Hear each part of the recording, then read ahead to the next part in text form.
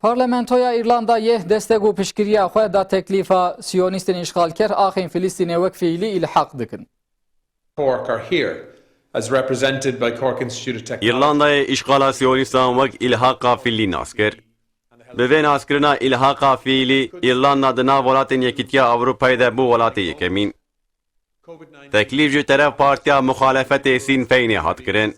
Partiyê din jî destek dan vê teklîfê û di parlamentoyê de hat qebûl kirin. Bi vê awayî di nav Yekîtiya Ewropayê de İrlanda di nav welatên Yekîtiya Ewropayê de welatên yekem e ku îşgala Siyonistan wek ilhaqek fiilî bi nav kirin. Challenges us as individuals. Wezîrê Karûbarê derveyê İrlandayê êrişên Siyonîstan ên bi şîddet û wahşî şermezar û protesto kir. Wezîrê Karûbarê derveyê İrlandayê wiha got, İsraîl îskankirinên xwe berfireh dike. Vê yekê jî em teşwîqê qerarên bêalî kir.